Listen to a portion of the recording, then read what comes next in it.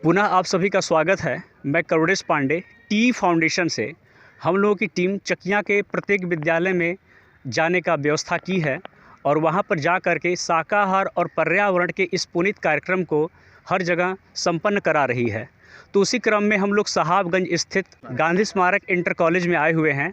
तो यहाँ पर एक शिक्षकगण हैं जो हम लोगों के साथ बैठे हुए हैं। हालांकि यहाँ पर दर्जनों शिक्षक हैं, तो हम प्रतिनिधि के तौर पे उन्हें बुलाना चाहेंगे और जानते हैं उनके परिचय के बारे में और समझते हैं कि इस कार्यक्रम से क्या क्या सीख बच्चों को मिल सकता है। सर, स्वागत है आपका।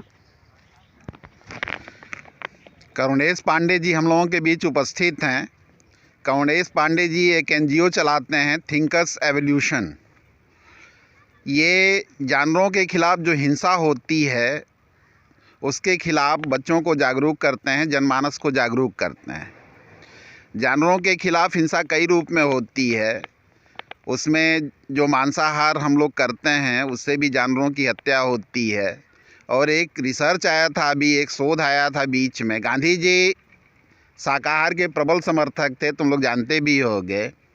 वह ब्रिटेन में गए थे जब अध्ययन करने के लिए, तो उस दौरान लाख मुश्किलें आने के बावजूद भी उन्होंने शाकाहार को नहीं छोड़ा था। बहुत तरह की समस्याएं आई थी, तुम जानते हो। यूरोप में लोग मांसाहार ही करते हैं, शाकाहार के समर्थक या शाकाहारी भोजन करने वाले लोग वहाँ बहुत कम हैं। लेकिन उन मुश्किलों के बावजूद भी उन्होंने जो अपनी माता जी से वादा किया था कि मैं मांसाहार नहीं करूँगा, उसको उन्होंने पूरा किया था। अभी कुछ समय पहले शोध आया था एक, उसमें यह कहा गया था कि जो स्लॉटर हाउसेज हैं, वधगृह हैं, जहाँ जानवरों की हत्या की जाती है या दूसरे रूपों में कहीं भी जानवरों की हत्या होती है, उससे जो भयानक वेदना उनके मन में उत्पन्न होती है, जानवरों के मन में, कहीं कहीं तो बड़ा ही क्रूर ढंग से उनकी हत्या की जाती है। स्लॉटर हाउसेज में पहले उनके ऊपर गर्म पानी फेंका जाता है, जब उनका शरीर फूल जाता है तो फिर पहले उनकी चमड़ी उधेड़ी जाती है, फिर उनको काटा जाता है। तो उससे जो चित्कार उत्पन्न होता है, जो उनके मन में वेदना उत्पन्न होती है, उसका प्रभाव पूरी दुनिया पर पड़ता है।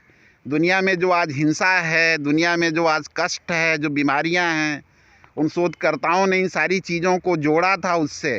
जानवरों के प्रति जो हिंसा हो रही है दुनिया में, उससे जोड़ा था।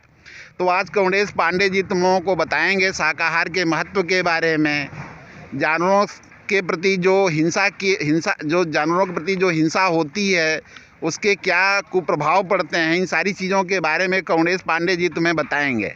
करुणेश पांडे जी। तो कैसे हैं आप सभी लोग?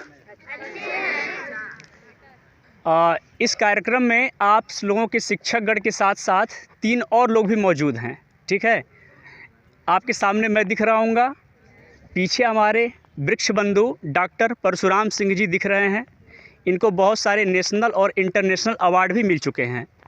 और जानकर हैरानी होगी कि ये 40 से 42 साल पहले से ही ये पर्यावरण के लिए कार्य कर रहे हैं। तो ये लगभग लाखों पेड़ लगा चुके हैं। तो इसलिए इनको संयुक्त राष्ट्र संघ से भी इनको मिला हुआ है उपाधि। थावे विद्यापीठ ने इनको डीलिट की उपाधि दी है और डॉक्टरेट की उपाधि इनको यूनेस्को से मिला हुआ है। तो इनका भी स्वागत करेंगे तालियों के साथ। और हमारे साथी के रूप में जो टी फाउंडेशन के सेमिनार प्रमुख हैं, उनका नाम विकास पांडे, जो कि पीछे कैमरे के पीछे हैं। इनका भी सब लोग स्वागत करेंगे। और मैं व्यक्तिगत तौर पे आप सभी के गुरुजनों का सदैव आभारी रहूँगा, क्योंकि उन लोगों ने सौहार्दपूर्ण तरीके से हम लोगों को यहाँ पर आमंत्रित किया। क्योंकि हमें बड़ा मुश्किल होता है कहीं पर भी जाकर कार्यक्रम के लिए अनुमति लेने में। तो यहाँ पर बहुत ही कहा जाए तो बड़ा अच्छा लगा, दिल को सुकून मिला। क्योंकि जाते ही आते ही लोगों ने कहा कि नहीं, आप आइए, तुरंत करिए सेमिनार। हम लोग की आवश्यकता है कि बच्चे यहाँ पर सुने और कार्यक्रम को समझें। ठीक है, तो मैं विशेष तौर से सभी शिक्षकों के आगे नमन हूँ, इनका मैं आभारी रहूँगा। तो बच्चों, हम शुरू करते हैं सेमिनार के बारे में। पहले समझ लेते हैं सेमिनार होता क्या है। किन लोगों को पता है सेमिनार के बारे में?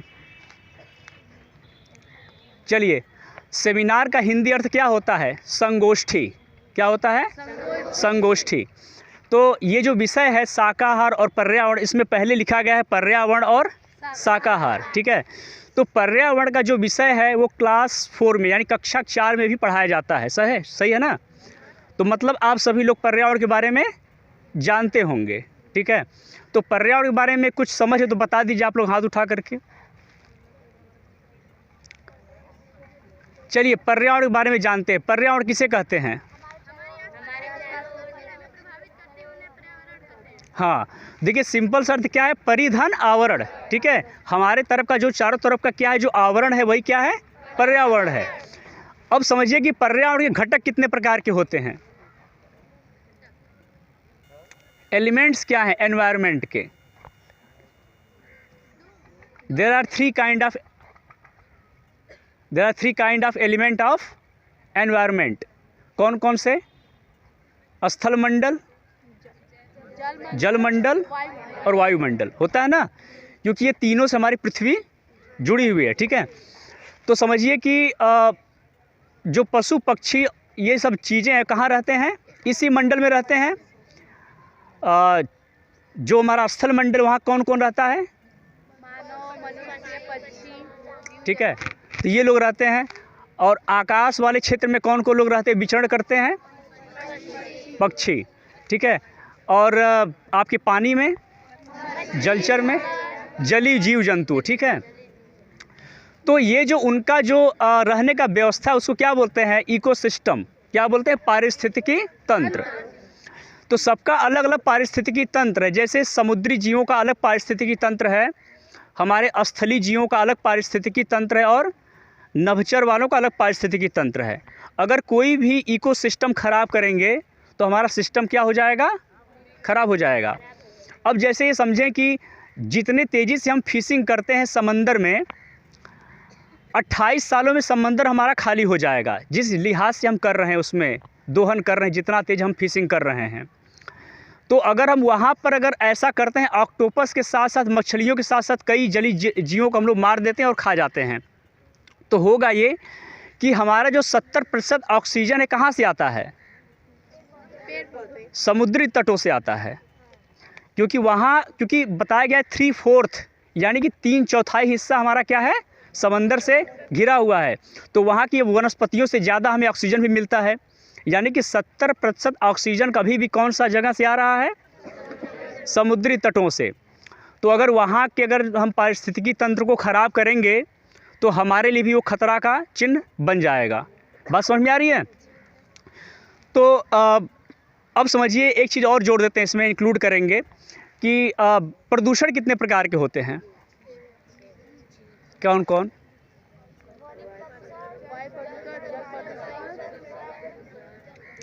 हाँ, मुख्यतया 4 तरह के हो गए ना, ध्वनि प्रदूषण, वायु प्रदूषण, मृदा प्रदूषण, जल प्रदूषण, ठीक है, 4 तरह के होते हैं। तो हम देखिए, अगर हम कोई भी प्रदूषण क्या होता है इसके बारे में समझ लीजिए, क्या होता है बताइए। हाँ, कोई एक ऐसा एलिमेंट है, ठीक है, जो इस पृथ्वी के लिए, इस एनवायरनमेंट के लिए सही नहीं है, वो क्या है, टॉक्सिक है, खराब है, जहरीला है, इसके लिए उचित नहीं है, तो क्या हो जाएगा, वो प्रदूषण हो जाएगा। बात समझ में आ गई? तो देखिए पर्यावरण के विषय में आपको थोड़ा सा बताया गया है। पर्यावरण के बारे में आप लोग अच्छे से गूगल से पढ़ भी लेंगे, मुझे पता है। लेकिन जिस चीज़ के लिए मैं यहाँ पर आया हूँ, कंपैशन वाले हिस्से को जगाने के लिए आया हूँ। कंपैशन मतलब क्या होता है, करुणा, दया, ठीक है। क्योंकि जहाँ पर तर्क ख़त्म होता है वहाँ से करुणा स्टार्ट होती है, ठीक है। तो हम बीइंग एज ए ह्यूमन, हमारा ये दायित्व है कि हमारे अंदर करुणा हो, ठीक है। हमें कंपैशनेट होना होगा, तभी हम वास्तव में मनुष्य कहलाने के लायक होंगे, ठीक है। तो मेरे पास कुछ रिसर्च है, किस विषय को लेकर के आप लोग सोच रहे होंगे कि पर्यावरण और शाकाहार क्यों जोड़ा गया है। तो मैं बताना चाहूँगा कि जो शाकाहारी लोग होते हैं वो पर्यावरण के मित्र होते हैं। इसका उलट कर दीजिए, जो मांसाहारी होते हैं वो पर्यावरण के शत्रु होते हैं। क्योंकि मांसाहार करके हम पृथ्वी का दोहन कर रहे हैं और पृथ्वी का नाश कर रहे हैं। तो चलिए कुछ रिसर्च मैं लेकर के आया हूँ, दिखाता हूँ कि हम पृथ्वी का कितना नुकसान कर रहे हैं मांसाहार को अपना करके, ठीक है। हमने कहीं से रिपोर्ट निकाला है कई एजेंसियों के, तो हमारे पास कुछ रिपोर्ट है। मैं आपको बताना चाहूँगा कि हमने टॉपिक चुना था कि मांसाहार से प्राकृतिक विनाश। पीछे आवाज़ जा रही है आप लोगों को? दिक्कत होगा, थोड़ा आगे बढ़ जाए, कोई समस्या नहीं है। सुनिएगा, मांसाहार से प्राकृतिक विनाश, ठीक है। तो समझिएगा, 1 केजी बीफ का मतलब क्या होता है? गौमांस, भैंस का मांस सब इंक्लूड किया जाता है, ठीक है। तो 1 केजी बीफ का जो उत्पादन होता है उसमें 326 वर्ग मीटर की आवश्यकता होती है। 326 वर्ग मीटर कितना होगा? 16 या 17 मीटर लंबा चौड़ा, ठीक है। 16 मीटर लंबा ले लें और 16 मीटर चौड़ा ले लें तो कितना आ जाएगा? 326 वर्ग मीटर। यानी ये माना जाता है कि 1 केजी बीफ का अगर उत्पादन हो रहा है पूरे विश्व में, अगर उसका औसत निकाला जाए तो उतना क्षेत्र भूमि हम बर्बाद करते हैं 1 केजी बीफ के पैदा करने के लिए। तो ये हो रहा है। और बात करें अगर पोल्ट्री फार्म की, पोल्ट्री फार्म आप लोग देखे हैं ना? जहाँ पाला जाता है, नहीं देखे हो? जहाँ मुर्गा पालन की जाती, ठीक है, ब्रॉयलर मुर्गा जहाँ पैदा होता है, तो उसके उत्पादन में करीब 12 वर्ग मीटर भूमि की आवश्यकता होती है। मतलब 3.5 मीटर लंबा, 3.5 मीटर चौड़ा। समझ रहे हो? ये सब बता रहा हूँ, इसको याद करिएगा। आगे बताऊंगा कि इसमें मैं भूमि का नाम क्यों ले रहा हूँ। तो यानी कि आप देख पा रहे हैं कि मांस उत्पादन में भूमि की खपत हो रही है, यानी कि स्थल मंडल की बर्बादी हो रही है। अब बात करते हैं पानी की खपत की। किसकी? पानी की खपत की। अब देखिए, 1 केजी मांस का उत्पादन करने के लिए 1 केजी मांस के उत्पादन करने के लिए 20,940 लीटर पानी की खपत होती है। कितना? 20,940 लीटर पानी की खपत होती है। समझ रहे हैं? और जबकि अब ध्यान दीजिएगा, हम 1 केजी अगर मांस का उत्पादन करते हैं बीफ का, तो 20,940 लीटर पानी की आवश्यकता होती है, खपत होती है। वही उलट करके अगर 1 केजी हम गेहूं पैदा करते हैं तो हमें सिर्फ 503 लीटर पानी की आवश्यकता होती है। आप पा रहे होंगे कि सीधे 40 गुना अगर 1 केजी मांस पैदा करने लग जाए तो हमें 40 गुना ज़्यादा पानी चाहिए। यानी कि 503 लीटर गेहूं में लगेगा तो 20,940 लीटर किस में लगेगा? बीफ में। तो आप समझिए कि 1 केजी बीफ में खाएंगे सिर्फ 6 से 7 लोग।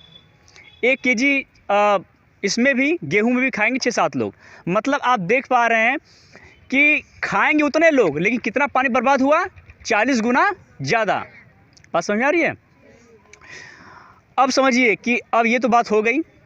आगे मैं बताऊंगा गैसेस कितना मतलब कि निकल रही हैं इन सब पशु उत्पाद से और कितना इससे नुकसान हो रहा है। पहले थोड़ा सा उससे पहले एक और बात जान लेते हैं कि शुद्ध शाकाहारी परिवार है वो प्रतिदिन सिर्फ 1,137 लीटर पानी की आवश्यकता उसको होती है। कितना? 1,137 लीटर। जबकि मांसाहारी परिवार के लिए प्रतिदिन 15,160 लीटर। यानी कि 13 से 14 गुना ज़्यादा मांसाहारी परिवार पानी की बर्बादी कर रहा है। ये औसतन निकाला जा रहा है। उसके धुलाई में, उसको सफाई में और भी तमाम चीज़ें इंक्लूडेड की जा रही हैं उसमें। तो ये बात समझ में आ गई आप लोगों को कि मांसाहारी व्यक्ति भूमि की बर्बादी के साथ साथ जल का 40 गुना ज़्यादा भी बर्बादी कर रहा है, ठीक है। अब बात करते हैं चिकन के बारे में। चिकन, मुर्गे का मांस, ठीक है। तो 1 केजी चिकन को पैदा करने में 2.9 केजी अनाज, ये वेरी करता है, कहीं 2.9, कहीं 3.2 केजी लग जाता है। तो उसका औसतन मैं 3 केजी निकाल रहा हूँ। तो 3 किलोग्राम अनाज उसको खिलाया जाता है 1 किलोग्राम मुर्गा को पैदा करने में। जबकि 1 केजी सूअर का मांस पैदा करने के लिए 8 किलोग्राम अनाज की आवश्यकता होती है। वहीं 1 केजी बीफ को पैदा करने में 20 केजी अनाज की आवश्यकता पड़ती है। मतलब आप समझिए कि जो मुर्गा हम 1 किलो पैदा किए हैं, ठीक है, उसका 1 किलो मांस पैदा किए हैं, उसको हम कितना खिलाए हैं? 3 किलो 200 ग्राम।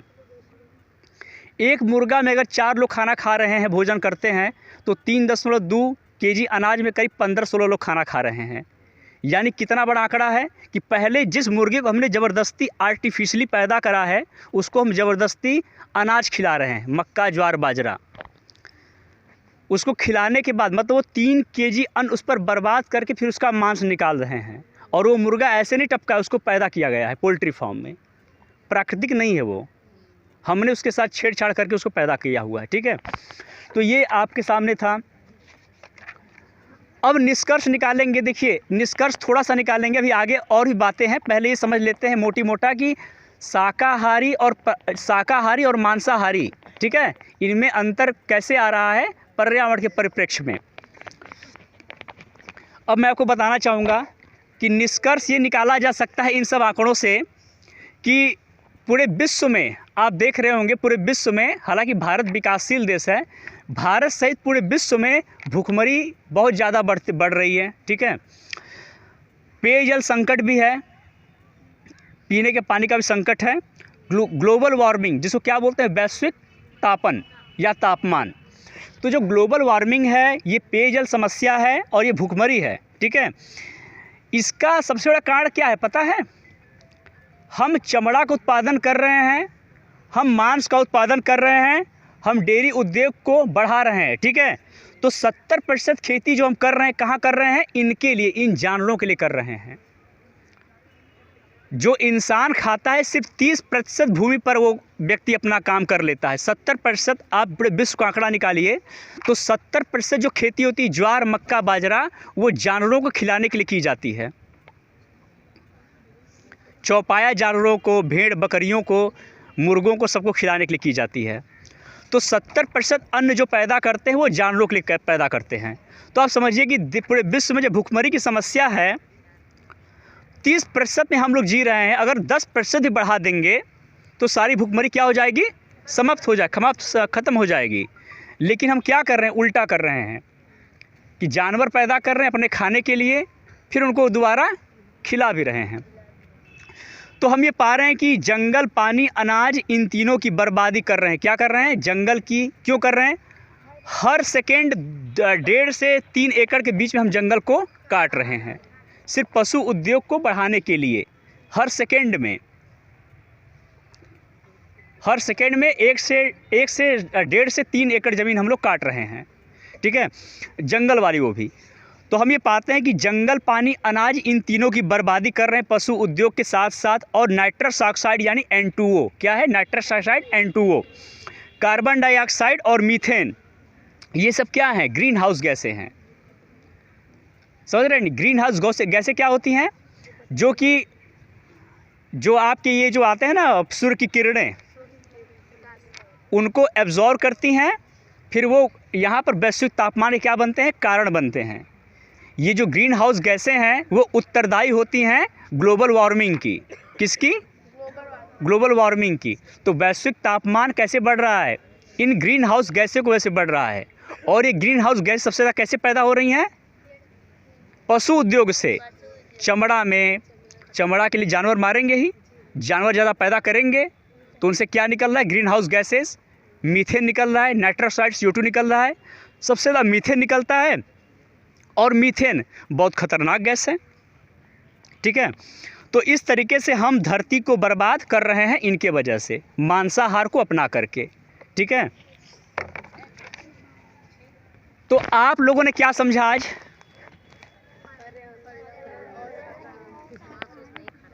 हाँ ठीक है, देखिए ये बात ऐसे हो गया कि आप समझिए कि जल, पानी, भूमि, जल, पानी, पानी, ठीक है, जल, वायु और भूमि, तीनों की हम क्या कर रहे हैं? बर्बादी कर रहे हैं, जंगल काट रहे हैं, ग्रीन हाउस गैसों को ज़्यादा उत्पन्न कर रहे हैं पशु उद्योग के माध्यम से।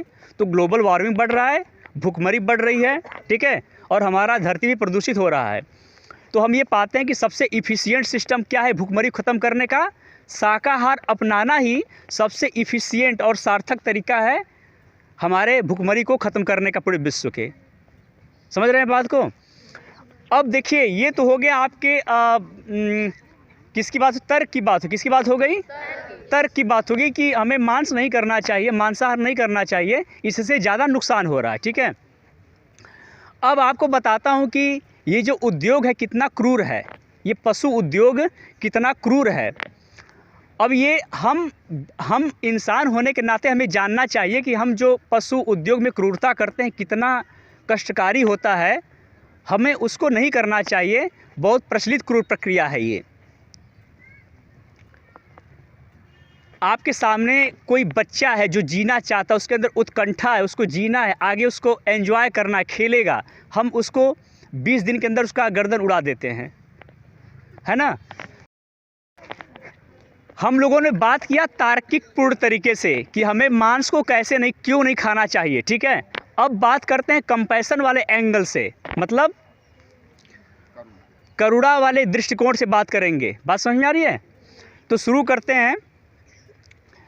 ब्रॉयलर का नाम कौन कौन लोग जानते हैं? ब्रॉयलर, सफ़ेद मुर्गा, देखे हैं ना, पोल्ट्री फार्म में जो पैदा किया जाता है वो ब्रॉयलर प्रजाति होती है। सुनहरे कलर का मुर्गा देसी होता है, जो कि एक कॉलोनी में अगर 15 है तो 15 हर साल रह जाता है, खाएंगे उतने पैदा होंगे, सब फिर मर जाते हैं। लेकिन जो ब्रॉयलर प्रजाति होती है उसको अनियंत्रित तरीके से पैदा की जाती है। अभी पोल्ट्री फार्म खुले 1 महीना नहीं हुआ होगा, उसमें 1000-1500 चूजे आ जाते हैं, ठीक है ना। तो उसको क्या किया जाता है? कृत्रिम तरीके से पैदा किया जाता है, ठीक है। तो मुझे थोड़ा समय दीजिएगा, मैं थोड़ा क्रूर प्रक्रिया बारे में बताऊंगा आपको। पहले मैं चाहूँगा कि वृक्ष लगाओ वृक्ष बचाओ अभियान के तहत डॉक्टर साहब को आमंत्रित करना चाहूँगा। संदेश देंगे आप लोगों को कि पर्यावरण को कैसे बचाना है। डॉक्टर साहब, स्वागत है आपका। सबसे पहले मेरा ये प्रारंभिक जीवन का इस जो शिक्षा का स्कूल रहा, इसकी भूमि को मैं नमन करता हूँ। और यहाँ के प्राचार्य जी, अब प्राचार्य बाहर हैं, अच्छा, जो भी जिम्मेदार पदाधिकारी हैं, सादर प्रणाम। और यहाँ के सब जो, और हमारे परिवार के प्रकाश जी भी हैं, सभी शिक्षकगण और बच्चों, तुमको मैं शुभ आशीर्वचन देता हूँ।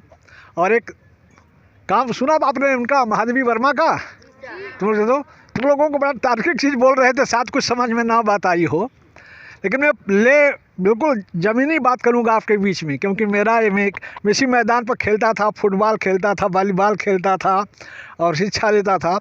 और मैं यहाँ का 1 साल के लिए अध्यक्ष भी था विश्वविद्यालय का। तो बार बार आती है तेरी मधुर याद बचपन तेरी, गया ले गया तू जीवन की सबसे मस्त खुशी मेरी। जब कुछ बच्चे यहाँ तारी, मतलब सुनो, कुछ बच्चे हंस रहे थे, क्या हमारे करुणा जी जो बोल रहे थे, वे देखने में छोटे लगते हैं, इन्होंने MSc किया है और पूरा गीता इनको कंठस्थ है। बच्चों सुनो, और बिल्कुल शुरू से बचपन से बिल्कुल शाकाहार हैं, और शादी उदी न करने का उन्होंने व्रत ले लिया है। हमने कहा कि शादी करें, कहा नहीं शादी उदी नहीं करेंगे। तो इनका परिवार बड़ा सात्विक है, और उन्होंने बीड़ा उठा लिया है, और उन्होंने हमको आमंत्रित किया, कहा कि डॉक्टर साहब आपको नेशनल इंटरनेशनल अवार्ड मिला तो मेरे कार्यक्रम में, हमें कहा जब भी मैं खाली रहूँगा ज़रूर आपके साथ कंधे में कंधे मिला के चलूँगा, क्योंकि आप का कार्यक्रम जो है धरातली कार्यक्रम है। बच्चों समझ रहे हो कि नहीं हमारी बात? तो क्योंकि देश संक्रमण काल से गुजर रहा है, हमारे लगभग मैंने काउंट किया है 180 बच्चे ही हैं, 150 बच्चे, लगभग मेरे 140 बच्चे ही हैं, इतनी संख्या आपकी है। अवनीश भी हमारे अध्यापक अध्यापिकागण इसमें सब बैठे हैं। मैं हृदय से आपका इस कार्यक्रम में आपको आशीर्वचन देता हूं, और इनका मैं नमन करता हूं, इनका मैं, क्योंकि इन्होंने प्लेटफार्म में दिया है। सीखो, अटपटा लगता है, the child is the father of man. बच्चा व्यक्ति का पिता है। आप तुम बच्चे हो, आज खेल रहे हो, कल बड़े होगे। और बहुत ज़्यादा जी बेटियाँ बैठी, मैं इनको देख रहा हूँ, उनको चेहरों को भांप रहा था। तुम 3 पक्ष को बिल्कुल कामयाब करती हो। बच्चे हो आज, अपने घर को समझ लो ना कि नहीं, दूसरा ससुराल जब जाओगी, तीसरा नलसाल, हंसो नहीं, तुमको जिम्मेदारी मिलनी है। मोदी जी ने जो कहा, जो विश्व के पुरोधा इसमें है, नेता हैं, उन्होंने कहा कि बेटी बचाओ बेटी पढ़ाओ। तो मैंने कहा कि क्यों इस बात की उन्होंने इस प्लेटफार्म को लाया, इस विषय को, तो क्योंकि नारी शक्ति का जो जागरण इसमें है। मैं तुमसे बताऊं, अभी हमारी गई थी पोती भी राष्ट्रपति से मिलने के लिए, मैं मिला तो हमको 10 मिनट राष्ट्रपति ने हमको समय दिया, मैंने उनका इंटरव्यू स्वयं लिया मैंने, क्योंकि आदिवासी बिल्कुल जिनकी जो जाति है ना, मुसहर और दलितों से भी नीचे का उनका कास्ट आता है उनके में। तो मैंने कहा कि महामहिम जी, आप जिस प्रकार से वनों, झुरमुटों, कुंजों और पहाड़ों की कोंक से निकलकर इस पद पर गई हैं, वैसा पैरेलल मेरा क्षेत्र चकिया भी है, जो वृक्षों, वनों, नदी नालों, पर्वतों, पहाड़ों, गहबरों, गुफाओं, घाटों, झीलों, झरों, दर दरियों का देश हमारा क्षेत्र है चकिया। उन्होंने तुरंत स्वीकार किया है, उसका एक पत्र जाता है, मैं चकिया चलूंगी। तो बच्चों सुनो, तुम्हारे बीच में हमको आने से प्रसिद्धा जी विषय बड़ा टफ है, तो हो सकता है जो करुणेश जी बताए हो थोड़ा तुमको उसमें रुचि ना रही हो। शाकाहार जो इनका NGO है, शाकाहार पर्यावरण, तो मेरा विषय तो पर्यावरण ही इन्वायरमेंट है। मैं कॉलेज में गया था तो बच्चों से पूछा कि इन्वायरमेंट को सेव करने का मेन बेस क्या है, तो आजकल बच्चे तो बहुत कम पढ़ते हम जानते हैं ना। कुछ उन्होंने कहा कि क्या पूछ रहे, आपका मकसद क्या है, तो मैंने कहा हिंदी में समझो कि पर्यावरण को बचाने का मेन आधार क्या है। 12 बच्चों में से एक बच्चा केवल बताया कि कहा वृक्ष। तो मैं चाहूँगा कि प्रधान आप जो जिम्मेदार यहाँ अध्यापक हैं, इसमें कोई गुरेज नहीं, संकोच नहीं, पर्यावरण के लिए कुछ समझाया, क्योंकि कोई आज एक प्राइमरी स्टेज का ही मैटर नहीं रह गया है।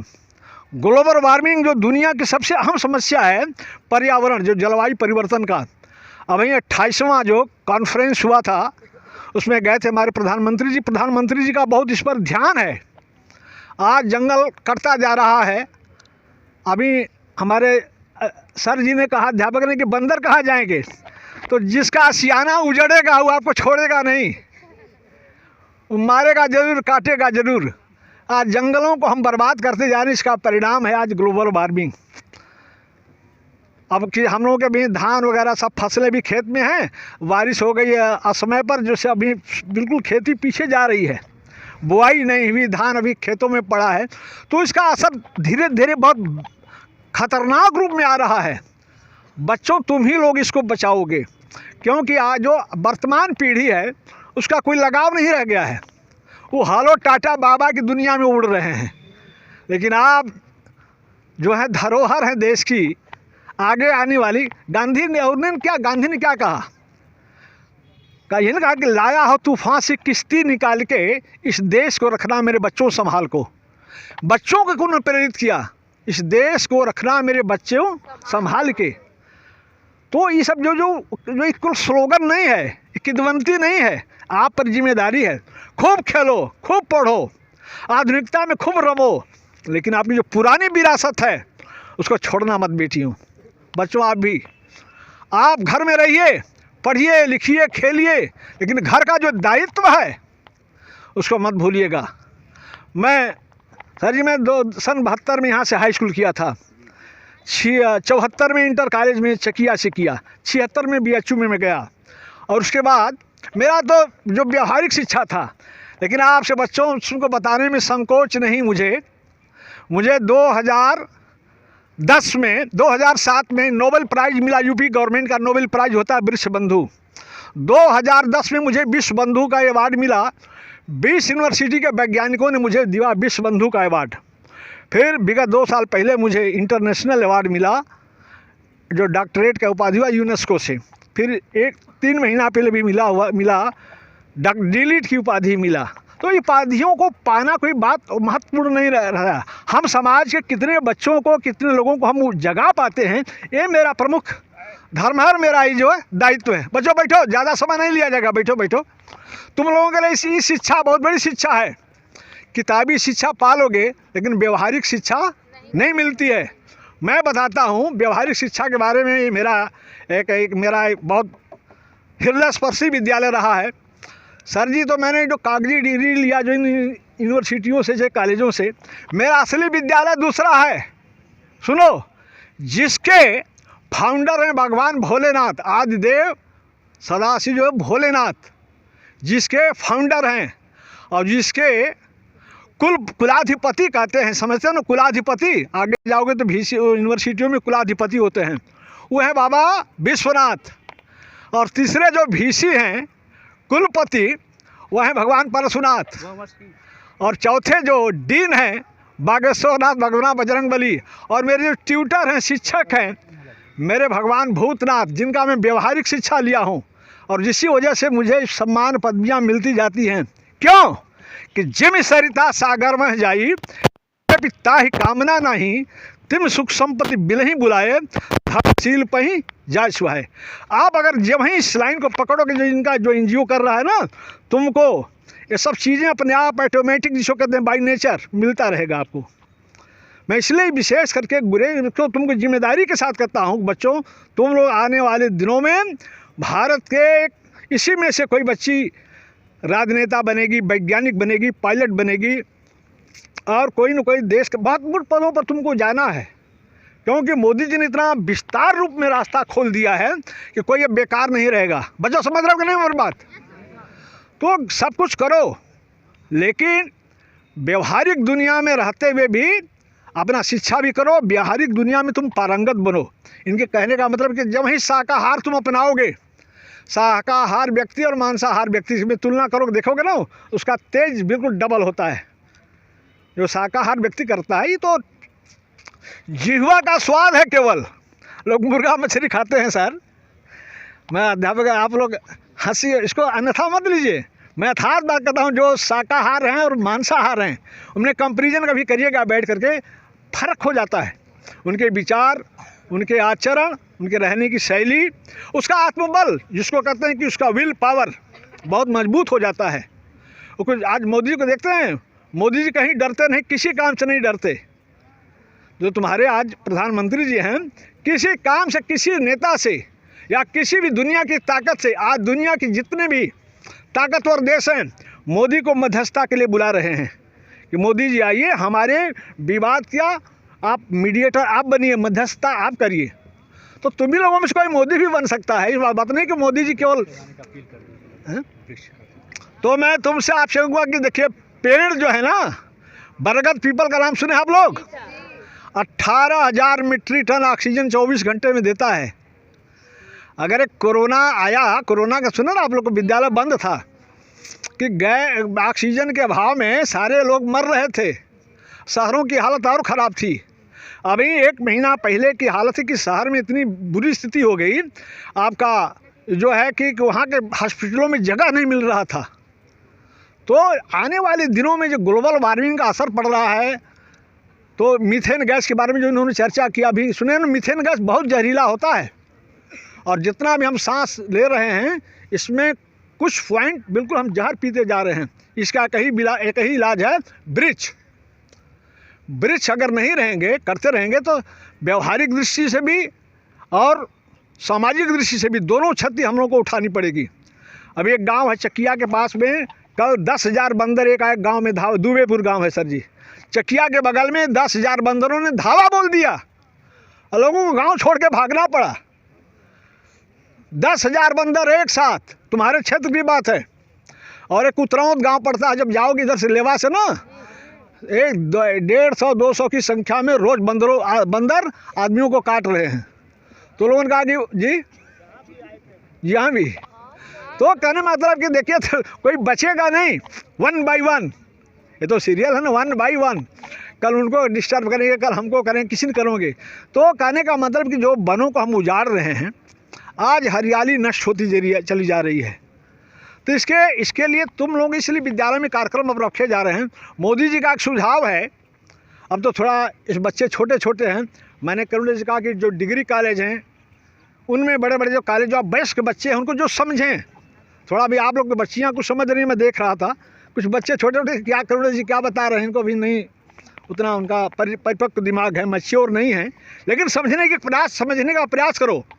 और मैं चाहूँगा कि हमारे जो गुरुजन वृंद हैं, थोड़ा थोड़ा इस पर प्रकाश 2 मिनट के व्यवहारिक दृष्टि से कि आप, मैंने जब मुरली श्याम पाठक जी, माननीय मुरली श्याम पाठक जी यहाँ अध्यापक थे, मैंने कहा कि किनारे किनारे वृक्ष लगा दिया जाए, तो साथ में कुछ मिट्टी उट्टी नहीं पड़ पाया था, बेचारे बहुत प्रयास किए। अभी जब पानी भरता है तो भर जाता है, उन्होंने कहा कि मिट्टी नहीं पड़ा है अभी जी। मैंने समझ रहा हूँ, आपकी बता रहे थे सबसे अपील कर दी वृक्ष लगाने के लिए। तो किसान इंटर कॉलेज में हम लोग जाके अपने हाथ से वृक्ष लगाए। मेरी एक हॉबी है कि जहाँ भी खाली ज़मीन पड़े, जब वृक्ष किनारे किनारे लग जाएंगे तो इसका आउटलुक इतना सुंदर बनेगा कि विद्यालय का बिल्कुल एक सुंदरता बढ़ जाएगी।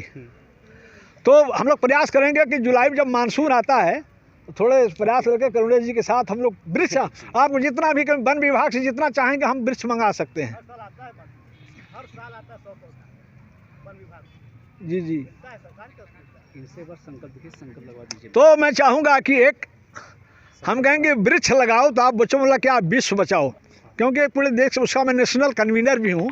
तो एक संदेश जाएगा कि बच्चे जागरूक हो रहे हैं पेड़ लगाने के लिए, समझ रहे हो कि नहीं बात? तो यार हम बोलेंगे तेज से बोलो ताकि आवाज़ जाए, वृक्ष लगाओ, वृक्ष लगाओ, वृक्ष लगाओ। बहुत धन्यवाद। ज़्यादा बच्चे भी तुम लोग भी अब घर जाने के लिए उतावला हो रहे हो नहीं? तो करुणा जी और बोलेंगे, मैं तुम्हारे लिए ईश्वर से प्रार्थना करता हूँ, रोको सुनो, क्योंकि आने वाला समय बड़ा कठिन है, बेचैन है हवाएं सब और बेकली है, और कोई नहीं बताता कि इस देश की किश्ती किधर चली है। मझधार है कि भंवर है कि पास है किनारा, कि सर्वनाश आ रहा है या सौभाग्य का सितारा। राष्ट्रकवि दिनकर की वाणी है, पार्लियामेंट के फ्लोर पर बोलते थे तो बड़े बड़े लोगों की आवाज़ बिल्कुल बंध जाती थी।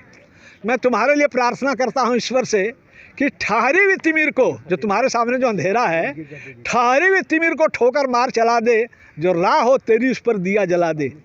गति के सुनोगे नहीं तब ताली मत हो जाओ। गति के प्रभंजनों की बेगति प्रबल दे, और उसी जांच की घड़ी में निष्ठा करिए चल दे। परमात्मा से प्रार्थना करो, मांगो। मैं दे चुका लहू हूँ तू देवता विभा दे, अपने विशिख नल से आकाश जगमगा दे। प्यारे स्वदेश हित, प्यारे विद्यालय हित, प्यारे बच्चों हित वरदान मांगता हूँ, तेरी दया विपद में भगवान मांगता हूँ। जय हिंद, जय भारत। देखिए, ये जो विषय है आप लोगों को बड़ा बोरिंग लग रहा होगा, इसलिए मैंने डॉक्टर साहब को बुलाया था कि आकर के आप लोग थोड़ा मनोरंजन करें। देखिए, ऐसा विषय है कि इस पर सोचने की अति आवश्यकता हम लोगों को है, क्योंकि इंसान तभी कहलाएंगे जब अपने अंदर करुणा का विकास हो। ठीक है, तो उसी के लिए यहाँ पर कुछ चीज़ों को फिर दोबारा लेकर के आया हूँ। सुनिएगा ध्यान से। ये जो कार्यक्रम हम कराते हैं, इस कार्यक्रम के होने के बाद जो बच्चा अगर सामने माइक पे आकर बोलता है इस विषय में, पर्यावरण और शाकाहार पे, उनको सर्टिफिकेट हम अपनी संस्था के द्वारा प्रोवाइड कराते हैं। तो जो लोग अगर जो समझ आज विकसित होगा आप लोगों का शाकाहार और पर्यावरण पे, उस पर सबके लिए एक सेमिनार, मतलब कि सेमिनार का सर्टिफिकेट मिलेगा। जितने लोग बोलेंगे उनको मिलेगा। तो 10 मिनट और रुक जाइए, कुछ बता दूं तो सुनिएगा कि जो प्रचलित क्रूर प्रक्रिया से मुर्गियां जो होती हैं, चाहे मुर्गे जो होते हैं पोल्ट्री फार्म वाले, वो सबसे ज़्यादा क्या है, शोषित हैं, प्रताड़ित हैं। समझिए क्या होता है कि हम ये जो मुर्गियां होती कितने साल जीती हैं, मुर्गे चाहे मुर्गियां, ब्रॉयलर वाली 12 साल, लेकिन करते क्या है कि हम उनको 1.5 महीने में मारकर खा जाते हैं। तो यानी वो जो बच्चा है अभी उसको ठीक से अभी उसका विकास नहीं हुआ है, लेकिन अप्राकृतिक तरीके से हम उसका विकास करते हैं। क्यों? क्योंकि उनको इंजेक्शन देते हैं ग्रोथ वाले, उनको हार्मोनल इंजेक्शन देते हैं, जिससे उनके अंदर क्या होता है, अनियंत्रित विकास हो जाता है। तो ये मान के चलो कि हर दिन क्रूर मनुष्य 19 से 20 करोड़ मुर्गियों को मार के खा जाता है। हर रोज़ 19 से 20 करोड़ मुर्गियां हम लोग मार के खा जाते हैं। अब ये बताओ कि अंडे किन किन को लगता है कि शाकाहार में आते हैं? नहीं ना, क्योंकि अंडा किसी पौधे से पैदा नहीं होता है। जो पौधे से आता है वही क्या होता है, शाकाहार होता है। ठीक है, तो मुर्गा ऐसा नहीं, अंडा तो ऐसा है नहीं कि मुर्गी रूपी पौधा से पैदा होता है। मुर्गी पौधा तो है नहीं, मुर्गी एक जान है, जीव है, जिससे अंडा पैदा होता है। तो हम ये मान के चलें कि अगर पोल्ट्री फार्म में हम चुप रहिए, अगर ब्रॉयलर हम पैदा कर रहे हैं पोल्ट्री फार्म में, तो एक नई प्रजाति होती है, लेयर प्रजाति, जिससे हम अंडे पैदा करवाते हैं। तो ये जो मुर्गियां होती हैं, इनके चूजे मांसल नहीं होते, उनका मांस नहीं बिकता है, क्योंकि वो कम होते हैं, उनका मांस नहीं ग्रो होता है, इसलिए उनसे अंडे निकलते हैं ज़्यादा।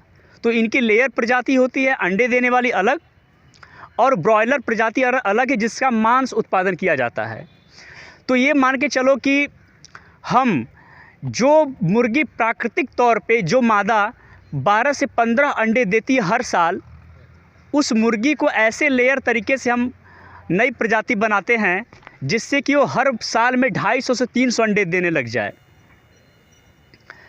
उस मादा का क्या हालत होगा, जो प्राकृतिक तरीके से 12 अंडे देती है, वो 300 अंडे साल में उसकी आंतें बाहर निकल जाती हैं, फिर वो कुपोषित होकर मर जाती है। आप अगर ये एक बार आप मान के चलो कि माना कि अंडे में जान नहीं है, लेकिन उस मादा में तो है, जिससे आपने 300 अंडे लेकर के साल में उसका कत्ल कर दिया, आप उसके कत्ल के जिम्मेदार हैं। अब आगे आते हैं कि आप सिर्फ मुर्गी को नहीं मारते हैं, जो फर्टिलाइज्ड मुर्गा वो मतलब अंडा हो गया, उसमें से जब कोई चूजा पैदा होगा, नर चूजा, मादा चूजा का तो काम है वो इंडस्ट्री उनसे और बच्चे पैदा कराएगी, मतलब अंडे पैदा कराएगी, फिर उसको बेचेगी। लेकिन अगर दुर्भाग्यपूर्ण तरीके से उसमें से नर चूजा पैदा हो गया, तो ये मान के चलो कि अब उनका मांस नहीं बिकेगा, वो पैदा होते ही मार दिए जाते हैं। तो आप ये समझो कि हर दिन प्रतिदिन 2 करोड़ नर चूजों को मारा जाता है, पीस कर ग्राइंडर में, या उनको बहा दिया जाएगा, जला दिया जाएगा, उनको दम घोट दिया जाएगा। ये 4 तरीके हैं जल्दी से मारने के। चूँकि उनका मांस बिकेगा नहीं, वो जी कर क्या करेंगे, तो हर रोज़ 2 करोड़ चूजे मारे जाते हैं। सिर्फ एक ही कारण है, उनसे ज़बरदस्ती अंडा निकलवाना है। इसलिए 12 अंडे देती है, 300 अंडे निकलवाना है, इसलिए वो निकल जाते हैं, फिर वो मरते हैं, चूँकि हमने डिमांड करा है अंडे खाने के लिए। तो समझ सकते हैं बहुत बड़ा पाप है, महापाप है। तो अंडे को ना कहना होगा। अब अगला जो प्रजाति जो बहुत ज़्यादा शोषित, उसका क्या नाम है, भेड़ और बकरियाँ। ठीक है, तो आप ये मान के चलिए कि 200 से 250 करोड़ की संख्या है पूरे विश्व में जो फार्म में पैदा हो रहे हैं भेड़ और बकरियाँ, और हर साल उनसे 100 करोड़ पैदा किए जाते हैं, और उतना जब जवान होंगे उनको मार के खा लिया जाता है। तो देखो क्या होता है कि कोई भी धर्म, किसी भी धर्म में हिंसा को नहीं स्वीकृति दी गई है। हमारे तो मूल में ही है अहिंसा, और बोला भी गया है अहिंसा परमो धर्म। तो आप ये समझो कि किसी भी धर्म में हिंसा को जगह नहीं दी गई है। तो हम लोग हिंसा क्यों करते हैं, कभी बलि प्रथा के नाम पर, तो कभी कुर्बानी प्रथा के नाम पर। मुस्लिमों में क्या चलता है, कुर्बानी प्रथा, हिंदू में बलि प्रथा। तो ये कुप्रथाएं हैं। क्या हैं, कुप्रथाएं। और इन कुप्रथाओं की वजह से करोड़ों जानवरों का हर साल हत्या हो रहा है, वध हो रहा है। तो ये कुप्रथा को ना कहना होगा। किसी भी ऐसे धर्मगुरु को जो बलि प्रथा और कुर्बानी प्रथा को मानते हों, समझिए वो ढोंगी हैं, सीधे शब्दों में। क्योंकि हमारा धर्म क्या सिखाता है, अहिंसा परमो धर्म। ठीक है, अब सूअर की बात करिए। हमारे जो घर के बच्चे जो 5 या 6-7 साल के होते हैं, उतना समझदारी होता है एक वयस्क सूअर में। उनके कोमल तंतु उतना विकसित होते हैं, उतना संवेदनशील भी होते हैं। तो मतलब कि अगर चेतना की दृष्टि से देखें तो जितना परिष्कृत चेतना एक 6 साल के बच्चे का होता है, उतना परिष्कृत चेतना आपके सूअर का होता है। सूअर के नाम से हंसिएगा मत, क्योंकि सूअर विष्णु भगवान का अवतार माना जाता है। वाराह अवतार आप लोग नाम सुने होंगे। उनका एक काम था कि पूरे विश्व में पर्यावरण से गंदगी को हटाना। ठीक है, तो सूअर की संख्या को नियंत्रित रहना चाहिए, ज़बरदस्ती उनको नहीं मारना है, ना पैदा करना है। तो ये मान के चलिए कि 100 करोड़ सूअर को हम लोग हर साल मार कर खा जाते हैं। अब देखिए मछलियाँ जो हैं, लोग मानते हैं कि मछलियाँ हमसे बहुत दूर की प्रजाति है, मतलब वो जल में रहते हैं, हम स्थल पे रहते हैं। तो जो जलीय जंतु है उनसे हमारा संवेदना बड़ा कम रहता है। बहुत चाव से लोग मछलियों को खाते हैं। तो हम ये ऐसा देखते हैं कि हर साल इनकी संख्या नहीं गिनी जाती है, मछलियों को टनों के भाव से बेचा, किसी भाव से, टन के भाव से, मीट्रिक टन के हिसाब से बेच दिया जाता है। तो एक आंकड़ा बताता है कि करीब हर रोज़ प्रतिदिन 800 करोड़ समुद्री मछलियों को मार के खा लिया जाता है। यानी कि पूरे विश्व में मानव की जितनी संख्या है, जितनी जनसंख्या, यानी 800 करोड़ हमारी जनसंख्या है ना, उतनी संख्या के बराबर मछलियों को हर रोज़ खाया जाता है। इससे कहीं ज़्यादा भी संख्या हो सकती है। यानी कि 1600 करोड़ चौपाया जानवरों को हर साल मार के खाया जाता है, स्थलीय जानवरों को, और कई लाख करोड़ जान लीजिए कि जलीय जंतुओं को हर साल मार के खा लिया जाता है। तो इससे क्या हो रहा है कि समंदर में जिस तरीके से हम जाल बिछा रहे हैं, जिस तरीके से मछलियों को वहाँ से उठा ले जा रहे हैं, उससे उसका इकोसिस्टम, पारिस्थितिकी तंत्र खराब हो रहा है, और वहाँ से ऑक्सीजन भी हमें कम मिलना शुरू हो गया है। जैसा कि हमने बताया कि 70% ऑक्सीजन वहाँ से आता है, तो वो जब नहीं मिलेगा तो हम क्या होंगे, बीमार पड़ेंगे, हमें कुछ परेशानियाँ ज़रूर आएंगी। चमड़ा के बारे में बात कर लेते हैं, बस 2-3 टॉपिक हो, उसके बाद आप लोग छोड़ेंगे। चमड़ा का जो उत्पादन है भारत में नंबर 1 पे होता है, मतलब टॉप पे हम हैं। हम टॉप उत्पादक हैं चमड़े के। पूरे विश्व में भारत ही ऐसा देश है जो सबसे ज़्यादा चमड़ा का उत्पादन करता है। लेकिन आपको पता होना चाहिए कि ये गंदा काम विदेशी लोग फंडिंग दे के हमसे कराते हैं। वो जानते हैं कि जब इसकी फिनिशिंग की जाती है चमड़े की, तो आर्सेनिक जैसा जहरीला रसायन इसमें प्रयोग किया जाता है। अक्सर जो फैक्ट्री फार्म होते हैं वो नदियों के किनारे होते हैं, तो वहाँ से जो पानी जो चमड़े से रिश्ते हुए आर्सेनिक के साथ घुल करके नदियों में जाता है, तो वहाँ के जो जंतु होते हैं वो पीते हैं, वहाँ की जो गरीब जनसंख्या वहाँ रहती है वो पीती है, वो उसको इनहेल करती है, उसके साथ ऑक्सीजन को लेती है, और कभी उसका पानी का प्रयोग करती है तो क्या होता है, उसको चर्म रोग होता है, और अंदर जाता है तो कैंसर भी होता है। तो आर्सेनिक बड़ा खतरनाक रसायन होता है। तो चमड़े के उत्पादन में बहुत ज़्यादा कैंसर रोगी भी पैदा हो रहे हैं। यहाँ का जो भूमि प्रदूषित होगा, जल प्रदूषित होगा, उसको सफाई करने में सरकार कितने करोड़ों रुपया खर्च करती है, जबकि चमड़े से हमारा उतना फ़ायदा भी नहीं हो रहा है।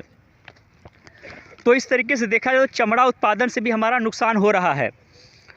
और आपको एक बात और बता दूं कि जो ग्लोबल वार्मिंग हो रहा है, लोग बोलते हैं ना कि ग्लोबल वार्मिंग है, कैसे बचेंगे, हमको ये करना होगा, वो करना होगा। तो आपको एक बात बता दूं कि अत्यधिक मात्रा में मांस का सेवन करके, चमड़े का सारा चीज़ प्रयोग करके कोई ये कहे कि मैं ग्लोबल वार्मिंग ख़त्म करना चाहता हूं, तो वो गलत बात बोल रहा है। वो 2म दर्जे का कार्य कर रहा है। क्यों? क्योंकि 51% जो ग्रीन हाउस गैसें होती हैं वो कहाँ से निकलती हैं? चमड़े उद्योग और मांस उद्योग से। वो मांस उद्योग सबसे ज़्यादा ग्रीन हाउस गैसेज निकल, जो कि 51% है।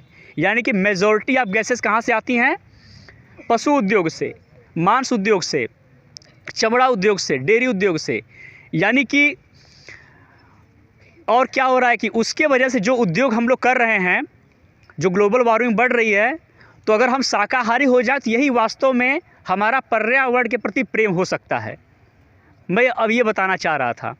तो ये जो हम पशु उत्पाद का प्रयोग कर रहे हैं, जो हम जानवरों का उत्पादन करते हैं, उसके लिए क्या करते हैं? हर सेकंड 1 से 2 एकड़ जंगल को काट रहे हैं। इससे क्या हो रहा है कि ग्लोबल वार्मिंग तो बढ़ी रही है, भूखमरी बढ़ रही है, जल संकट जैसी समस्याएं भी गंभीर होती जा रही हैं। तो आज आपको इधर मैं छोड़ रहा हूं, अभी रुक जाइएगा। देखिए, ये कंपैशन का बात था ना, पहले मैंने आपको क्या बताया था? 1 मिनट, हाँ मैं आपको दूंगा उसे।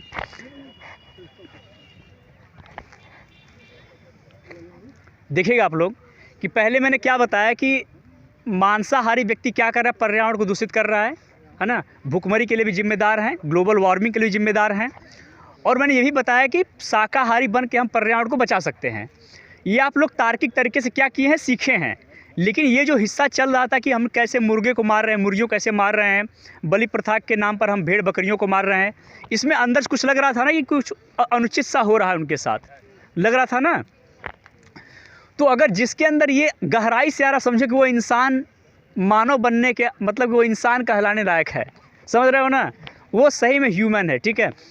तो आज का जो विषय रहा है शाकाहार और पर्यावरण, मैं चाहता हूँ कि कम से कम कुछ लोग, इस विद्यालय के कुछ लोग हाथ उठाएं और इस विषय पर हम उनसे कुछ पूछेंगे, सवाल जवाब होगा और उनके सर्टिफिकेट 2-4 दिन में तैयार हो जाएंगे। तो भाई जिनको बोलना है हाथ उठा दें, अच्छा लगेगा और कार्यक्रम सफल भी तभी माना जाएगा जब आप लोग यहाँ पर आके कुछ बोलेंगे। हेजिटेशन खत्म है, कोई दिक्कत नहीं, टूटी फूटी भाषा में चलेगी। मैं बस नॉर्मल बस नाम पूछूंगा आप लोगों से, जैसे ऐसे। हाँ, नाम बताइए अपना। देखिए ऐसे ऐसे होगा, बस आ जाओ आ जाओ। मेरा नाम सुनैना कुमारी है। हाँ, मैं कक्षा 11th में पढ़ती हूँ। नाम बताइए अपना। सबीना। क्या थोड़ा तेज बोलना है, ठीक है। क्या सीखा कार्यक्रम से आज?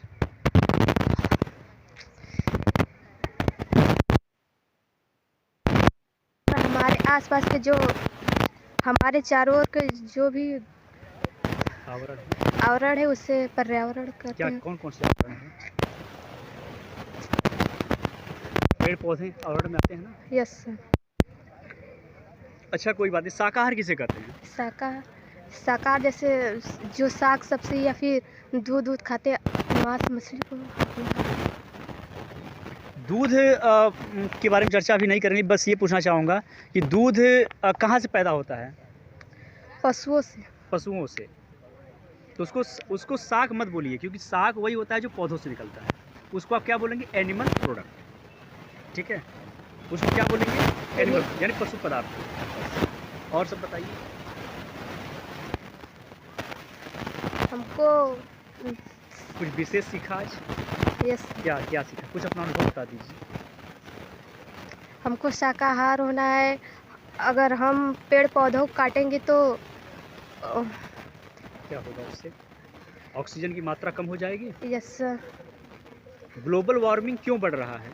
पेड़ पौधों को काटने से। और मैंने ये तो नहीं बताया। हाँ। चमड़े और पशुओं को मारने से जहरीली गैस निकल बहुत रही बढ़िया। है। देखिए क्या होता है कि पशु जब हम पैदा करते हैं तो वो मारे जाते हैं, क्योंकि जब मरेंगे तभी उससे चमड़े निकलेंगे, ठीक है? तो पशु के उत्पादन में क्या हो रहा है? ग्लोबल वार्मिंग में क्या हो रहा है? वो ग्रीन हाउस गैसेस निकल रही हैं, ठीक है? और वही उत्तरदायी किसके लिए हैं? ग्लोबल वार्मिंग के लिए। तो जब पशु पैदा होंगे तो वो मरेंगे भी, कटेंगे, मांस के रूप में भी जाएंगे और चमड़े के रूप में भी। और कुछ नई जानकारी सीखा तो अपने से बता दीजिए। चलिए ठीक है, धन्यवाद। तालियां के लिए भाई। और कोई नेक्स्ट? नाम बता दीजिए। मेरा नाम नौशाद अहमद है, मैं क्लास 7th में पढ़ता हूँ। क्या समझ विकसित हुआ है आज? एक फिलॉसफी है सैडिज्म। सैडिज्म क्या होता है कि अगर मान लो जा रहा है, ठीक है? अब मान लो मैंने उसका टांग पर लगा और चिल्लाते हुए काँ करते हुए चला गया, ठीक है? तो ये जो खुशी है, जो मतलब कि परपीड़क, मैं दूसरे को पीड़ा देकर खुशी का अनुभव कर रहा हूँ, तो ये जो भावना से क्या बोलते हैं? परपीड़न। और ये जो कर रहा है वो कौन है? परपीड़क है। तो इसको क्या बोलते हैं? सैडिस्ट। मैं हो गया सैडिस्ट, इस काम को क्या बोलेंगे? सैडिज्म। तो ये एक मानसिक बीमारी हो जाती है, ये कभी कभी बड़ा हो जाता है मानसिक। इसको अगर वहीं पर बच्चों को रोक दिया, जैसे आप हैं, आपने मारा कुत्ते को, आपके पिता बोले बेटा बहुत अच्छा और मार, बड़ा अच्छा तेरा निशाना है। अब ये लगातार सैडिज्म का अभ्यास करते करते आप क्या बन गए? मानसिक पागल। ये सीखा कि हमें मांस नहीं खाना चाहिए, और जो खाता है हमारे दोस्त हो गए, अगल बगल के आस पास पड़ोस के हो गए लोग, उनको भी खाने से रोकना चाहिए हमें। क्यों रोकना चाहिए? आप कैसे रोक लेंगे? उनको समझाएंगे कि इससे बहुत सारी हानियाँ होती हैं, हमारा पर्यावरण दूषित होता है, और आप इसे छोड़ देंगे तो आप ही का लाभ होगा, हमारा भी होगा, आपके देश का भी होगा। जैसे मान लीजिए कि मैं मांस खाता हूँ और आप नहीं खाते हैं, मुझे आप समझा रहे हैं कि तू मांस मत खाया कर, मैं आपका दोस्त हूँ, यार हूँ, ठीक है? आप मुझसे कह रहे हैं कि कवरेज तू मांस मत खाया कर क्योंकि मांस खाने से नुकसान होता है। तो मैं अगर आपसे कहूँ कि यार मेरा व्यक्तिगत मसला है, मैं खाऊंगा, तुम मेरी थाली में क्यों देख रहे हो? तब आपका क्या जवाब होगा? मेरा जवाब होगा कि तुमको अच्छा लग रहा है तो तुम खाओ, लेकिन मुझे जितना समझाना था मैंने समझा दिया, और आगे तुम्हारी मर्जी। हाँ, उसको एक तरीके से और बोलिएगा। अगर आप किसी को समझाना चाहिए, ऐसे बोलिएगा कि भाई मुझे तेरे व्यक्तिगत मसलों से मतलब नहीं है, तू अपने घर में कुछ भी कर, तेरे उससे मुझे कोई मतलब नहीं, लेकिन जो तू ये काम कर रहा है, जो तू मांस खा रहा है, उससे तेरा नुकसान नहीं है, उससे मेरे को नुकसान हो रहा है। क्योंकि जो तू मांस खा रहा है वो किस कीमत पे आ रहा है? वो बहुत ज़्यादा जल की बर्बादी से आ रहा है, बहुत ज़्यादा भूमि का दोहन हो रहा है, उस मांस से ग्रीन हाउस गैसें निकल रही हैं, जिससे ये ग्लोबल वार्मिंग हो रहा है। जिस दिन ग्लोबल वार्मिंग 5 डिग्री सेल्सियस से ज़्यादा हो जाएगा, उस दिन ग्लेशियर पिघलेंगे, हिमखंड पिघलेंगे, तो सारा जो भूमि है जल से आप्लावित हो जाएगा, मतलब सारा तरफ भूमंडल पे जल ही जल होगा, जलमग्न हो जाएगा और हम लोग डूब जाएंगे। तो भाई जो तू मांस खा रहा है वो तेरा व्यक्तिगत मसला नहीं है, उसमें समूची मानवता का छुपा हुआ है दर्द, समझ रहे हो ना? उससे हम सब तबाह हो रहे हैं। जैसे इसका एक और उदाहरण है कि उसको एक उदाहरण और देना कि भाई तुमने अपने घर में लगाया है डीजी सेट, जनरेटर सेट तुमने घर में लगाए हो, उसका तूने मुंह मेरे घर के बालकनी में कर दिया है, तो वो क्या कर रहा है? उसका जो धुआं है मेरे घर में आ रहा है।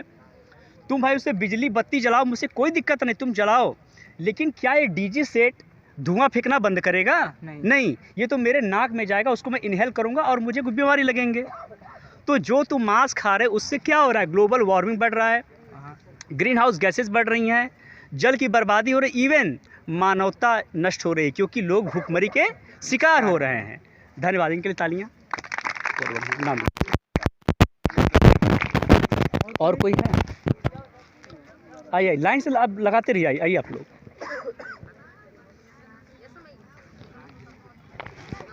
यहाँ यहाँ यहाँ बहुत बढ़िया, हाँ लाइन से लगते रहिए आप लोग। आ जाओ, तुम ही आ जाओ। हाँ, नाम बताइए। धीरज पांडे। थोड़ा तेज बोलेंगे ना, तेज बोलिए। धीरज पांडे। इनका नाम क्या है? ठीक है। आज के सेमिनार से क्या सीखा? आज के समय से हम समझे कि प्राकृतिक वातावरण को हमें शुद्ध रखना है। प्राकृतिक और हमारे जीवन के लिए महत्वपूर्ण है। प्राकृतिक वातावरण को हमें से एक पेड़ कटना है तो 100 पेड़ लगाना है। और हमें मांस मछली नहीं खाना। मांस मछली पशुपालन से जैसे एक मांस मुर्गा को जैसे खाने से जैसे उसे जिंदा करने, जैसे हम लोग जैसे 3/4 अपना धन उसे खिलाते हैं तो जाकर हमको 1 किलो मीट मिलता है। इसलिए हम लोग को मीट मांस नहीं खाना चाहिए और हम लोग को शाकाहारी रहना चाहिए। बहुत अच्छा। इतना तो है कि आपने बताया कि ज़्यादा हम अन्न खिलाते तब जाकर मांस पैदा होता है, तो खिलाने से भूखमरी तो हो ही रहा है ना जी। और एक बताइए, ग्रीन हाउस गैसेस क्या होती हैं? ग्रीन हाउस गैसेस जो हमारे सेहत के लिए हानिकारक होते हैं, बहुत हानिकारक। ग्रीन हाउस से जो चमड़े होते हैं, मांस होते हैं निकलते हैं, उससे जो हमारे सेहत के लिए बहुत हानिकारक होते हैं, ग्रीन हाउस होते हैं। बस चल रहे हैं अभी। तो ऐसा है कि आप समझिएगा कि ग्रीन हाउस गैसेज वो होती हैं जो ग्लोबल वार्मिंग के लिए क्या होती है, उत्तरदायी होती हैं। ठीक है, वो क्या करते हैं कि ये जो आपके सूर्य हैं उनसे जो किरणें निकलती हैं उनको एब्जॉर्ब करती हैं। हाँ, करते हैं। जब अवशोषित करेंगी तो वो क्या करेंगी? गर्मियों को पैदा करेंगी जी। तो मीथेन, नाइट्रस ऑक्साइड और CO2 क्या करते हैं? ग्लोबल वार्मिंग बढ़ा रहे हैं। ठीक है, धन्यवाद कल्याण के लिए। आप ये हाँ, क्या नाम है? कृष्ण कुमार विश्वकर्मा। अच्छा, इस कार्यक्रम से क्या सीखा? इस कार्यक्रम से हम सीख रहे हैं कि वायु को शुद्ध रखना, यह सब पशुपालन को मारना नहीं चाहिए। पशुपालन को मारना चाहिए, उसे हम बढ़िया से रखें। ज़्यादा से ज़्यादा पेड़ पौधे लगाएं, पेड़ बहुत कम काटें। अच्छा, ऐसे बस। धन्यवाद तालियां के लिए। ये नाम लिख दीजिएगा। आपको प्रश्न क्या? नहीं, प्रश्न नहीं है तो यहाँ नाम लिख दीजिए। घबराइए, डरिए मत। ठंडी लग रहा है क्या? नाम बताओ बेटा अपना। मेरा नाम सुमैया है, मैं क्लास 10th में पढ़ती हूँ। आज मेरे सर अच्छे बातें बताए हैं कि हमें पेड़ पौधे लगाने चाहिए और हमें पेड़ पौधे लगाने चाहिए। बिल्कुल बिल्कुल, बहुत बढ़िया। और हमें मांस मछलियाँ नहीं खानी चाहिए। हाँ हाँ। और अपने वातावरण को शुद्ध रखना चाहिए और हमें जल को बर्बाद नहीं करना चाहिए, उसे बचाना चाहिए। धन्यवाद इनके लिए। तालियां भाई। नाम नाम लिख दीजिए। सुनो, सुन लो भैया आप लोग, ये जो रिकॉर्डिंग हो रहा है, ठीक है, इस कार्यक्रम की रिकॉर्डिंग जैसे आप लोगों का हुआ भी हो रहा है ना, तो ये सब किस पर आएगा? इस चैनल पे आएगा। इस संस्था का चैनल है, सबसे ऊपर क्या लिखा हुआ है सब लोग नोट कर लेंगे, घर जाकर देख लेंगे। ठीक है, इसके नोटिफिकेशन आपको कल मिलेंगे। कल सुबह आपको ये वीडियो मिल जाएगी, सब लोग नोट कर लेंगे। सबसे ऊपर लिखा हुआ है थिंकर्स एवोल्यूशंस। ठीक है, आ जाइए आगे। मेरा नाम है आरती गुप्ता, मैं क्लास 10th में पढ़ती हूँ। आज मुझे पर्यावरण सुरक्षा और शाकाहारी से ये सीख मिला है कि हमें शाकाहारी रहना चाहिए, क्योंकि कोई भी जीव को नहीं मारना चाहिए, उससे भी पीड़ा होती है।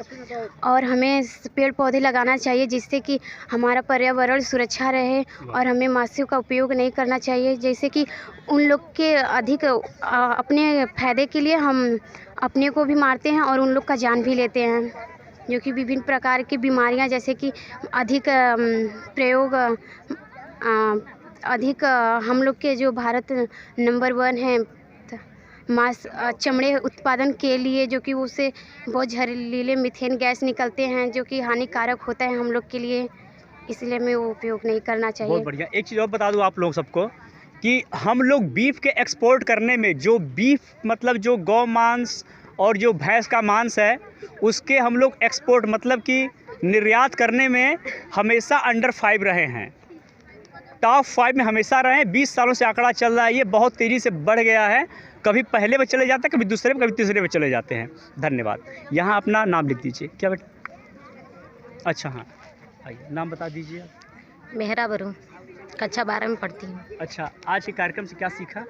हमने सीखा कि अगर पर्यावरण को बचाना है तो हमें मांस को त्यागना पड़ेगा और शाकाहार को अपनाना पड़ेगा। क्यों अपनाना पड़ेगा शाकाहार? मांस को क्यों त्यागना पड़ेगा? इसलिए त्यागना पड़ेगा क्योंकि मांसों से जो लोग मांस का सेवन करते हैं उससे चमड़े का उद्योग करते हैं, उससे जो गैसें निकलती हैं वह हमारे पर्यावरण को दूषित कर रही हैं। और जल की बर्बादी भी हो रही है। जल की बर्बादी हो रही सही। जिन लोगों का यहाँ नाम लिख दो, यहाँ नाम लिख दो। जिन लोगों को व्यक्तिगत प्रश्न पूछना होगा हमसे, मैं परसों दिन आ जाऊँगा, प्रिंसिपल साहब के बगल में रहूँगा। आप सभी लोग समय निकाल कर आएगा, मुझसे पूछ सकते, कोई दिक्कत नहीं, ठीक है। आज कार्यक्रम जल्दी कराना इसलिए मैं थोड़ा सा, ठीक है, आ जाइए। परसों दिन मैं आऊँगा, ठीक है। सर मेरा नाम शिवानी गुप्ता है, मैं कक्षा 9 में पढ़ती हूँ। और पूछिए। हाँ, ये कार्यक्रम से क्या सीखा? इस कार्यक्रम से हम लोग बहुत सीखे, जैसे कि हम लोग पेड़ पौधों को ना काटे, एक काटे तो मतलब ज़्यादा लगाएं। पेड़ काटना भी तो ज़रूरी है ना सर। पेड़ पौधों काटना जरूरी नहीं है सर, लकड़ी भी तो चाहिए ना। लकड़ी चाहिए, जब सूख जाए तो काट लो। हाँ, सूख जाए तो काट लो, जो उसके साथ लगा दो। हाँ, एक काटो तो 10 लगाना चाहिए। और 10 मत लगाओ, जो काटो वही लगाओ, लेकिन अतिरिक्त समझो बात को कि हम ज़्यादा क्यों लगाते, क्योंकि हमने बहुत ज़्यादा काट रखे हैं ऑलरेडी, इसी से लगा रहे हैं। अगर 1 करोड़ पेड़ तो 1 करोड़ की ही आवश्यकता है, ज़्यादा मत लगाओ, क्योंकि इकोसिस्टम है ना। जैसे ये घास का मैदान है, ठीक है। अब इस घास के मैदान में जिस तरह की घास होगी वो यहाँ के इकोसिस्टम के लिए बढ़िया है। अब चूंकि तुमने पूरे घास को छील दिया तो यहाँ जितना एक CO2 एब्जॉर्ब किया होगा वो उड़ जाएगा। दूसरी बात एक चीज़ और है कि जब हम यहाँ पेड़ लगाएंगे, पेड़ तैयार होगा 5-10 सालों में, तब तक यहाँ कौन ऐसा घास है जो ऑक्सीजन को, CO2 को एब्जॉर्ब करेगा, ऑक्सीजन को मतलब हमको देगा। तो मतलब हर जगह का अलग अलग इकोसिस्टम होता है, हर जगह पेड़ नहीं लगाना चाहिए, ये भी बात है। अन्य जगहों का अलग अलग मतलब वो व्यवस्था वहाँ की है कि उसमें किस तरह के घास हो, किस तरह के पेड़ हो, किस तरह के छोटे पेड़ हैं कि बड़े पेड़ हैं। शहरों में लगाना चाहिए हम लोग को पेड़ पौधे। हाँ। और हमें जीवों को नहीं मारना चाहिए, क्योंकि हम लोग के जैसे ही वो भी जीव है। हाँ, उन पे करुणा करना चाहिए। और बहुत बढ़िया, धन्यवाद। यहाँ नाम लिख दीजिए। शिवानी गुप्ता। शिवानी, 5 मिनट का ही टाइम रह गया डॉक्टर। अच्छा सर, तो बच्चों का सर रुक जाएगा ना, तो बाद बच्चे बाद महत्व। शिवानी गुप्ता हो गया। सर मेरा नाम सुरभि कुमारी है, मैं क्लास 9 में पढ़ती हूँ। मैंने आज यह सीखा कि हमें मांस का उपयोग नहीं करना चाहिए। मांस से निकलने वाले गैसों से पर्यावरण दूषित हो रहा है, जिससे हमारे शरीर पर प्रभाव पड़ रहा है और हमारे देश पर प्रभाव पड़ रहा है। हमें अधिकतर पेड़ पौधों को लगाना चाहिए, जिससे हमें शुद्ध गैस मिलेंगे और हम लोग शुद्ध रहेंगे। और धन्यवाद, आ जाइए। मेरा नाम जोया बानो है, मैं कक्षा 9 में पढ़ती हूँ। क्या सीखा? मांसाहारी को हम लोग को नहीं खाना चाहिए और पेड़ पौधों को ज़्यादा लगाना चाहिए। और हम हमेशा पर्यावरण स्वच्छ रहना चाहिए, नहीं तो हमें बहुत प्रदूषित हो जाए। और कारखाने जहाँ पे फैक्ट्री है वहाँ पर पेड़ पौधे ज़्यादा लगाना चाहिए, क्योंकि नहीं लगाएंगे तो प्रदूषित फैलेगा और बहुत तबीयत भी खराब होगा। धन्यवाद, तालियां। आ जाओ भैया, आ जाओ। क्या नाम है आपका? नाम आ जाओ बेटा, आ जाओ। किस क्लास में? नाम बताओ। प्रियंका कुमारी, क्लास 7। क्या सीखा? हम कार्यक्रम से सीखे कि हमें पेड़ पौधा लगाना चाहिए और प्रदूषण जैसे कि प्रदूषण फैलता है, तो मतलब कि रोकना चाहिए, समझाना चाहिए कि प्रदूषण नहीं फैले। और फिर मांस नहीं खाना चाहिए। और सब पेड़ पौधे लगाना चाहिए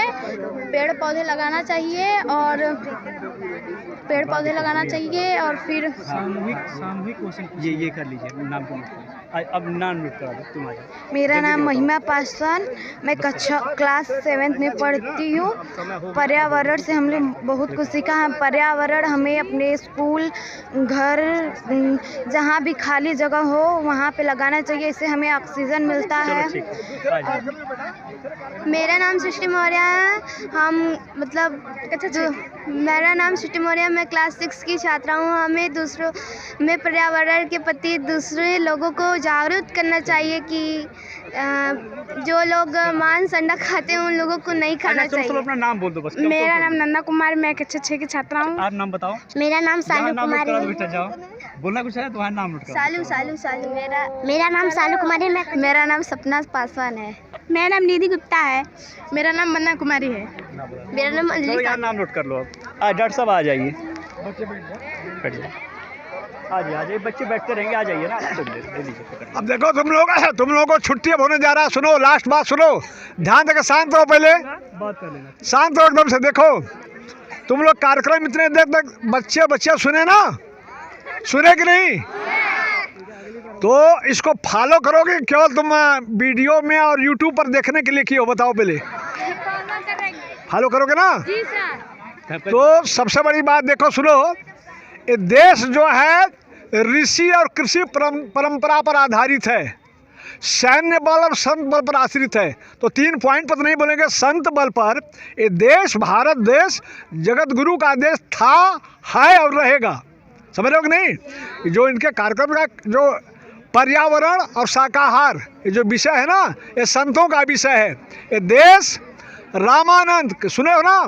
रामानंद, कबीर, सूर, तुलसी, मीरा, रैदास, रहस्य खान, नानक, तुलसी, मियाँ खुसरू, साईं बाबा, फरीदी, कालवे, चाणक्य, समर्थ, रामदास, शंकराचार्य, तुकाराम, कीनाराम, श्रद्धानंद, ज्ञानानंद, विवेकानंद, संत एकनाथ, विठलनाथ, बैजनाथ, बाबा भूतनाथ, रामदेव, नामदेव और वर्तमान समय में राम भद्राचार्य और धीरेन्द्राचार्य, जिन्होंने दुनिया में अपना डंका बजा रखा है। तो तुम संतों का तुम लोग रोज सुबह उठ के हमसे आज प्रॉमिस करोगे, कितने लोग माता पिता को प्रणाम करेंगे? हाथ उठाओ, सही सही। उससे बड़ी पूजा कोई नहीं है। माता पिता को कितने लोग प्रणाम करेंगे? अच्छा सुनो, रखो हाथ नीचे, रखो नीचे करो। ठीक ठीक ठीक ठीक, हाथ नीचे करो, नीचे करो।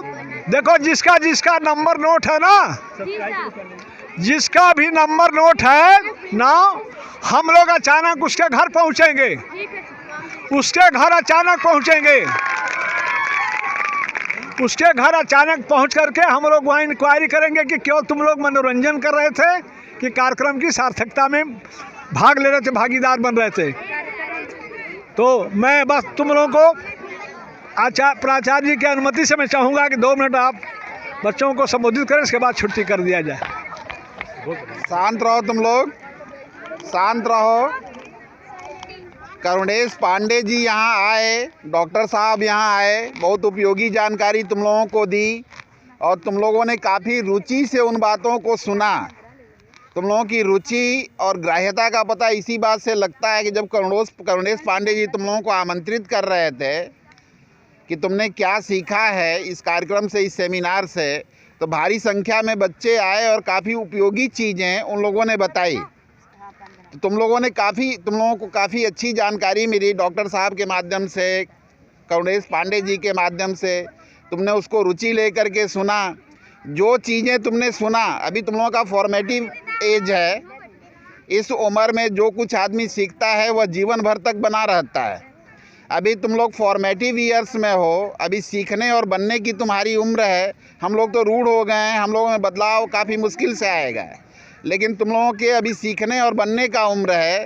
तुम लोगों ने जो कुछ भी सीखा, मैं निवेदन करूंगा तुम लोगों से कि जो कुछ भी सीखा समझा उसको अपने जीवन में उतारो और जीवन भर उस चीज़ को बनाए रखो। अभी जो कुछ भी तुम उपयोगी चीज़ सीखते हो, तुमको लगता है कि ये अच्छी बात है, उसको तुमको केवल सुनना ही नहीं चाहिए, सुनने के बाद उसको अपने जीवन में उतारना चाहिए। तो करुणेश पांडे जी ने, डॉक्टर साहब ने जो बताया, जो तुमको उपयोगी लगा, उसको अपने जीवन में उतारना। धन्यवाद। प्रणाम सर।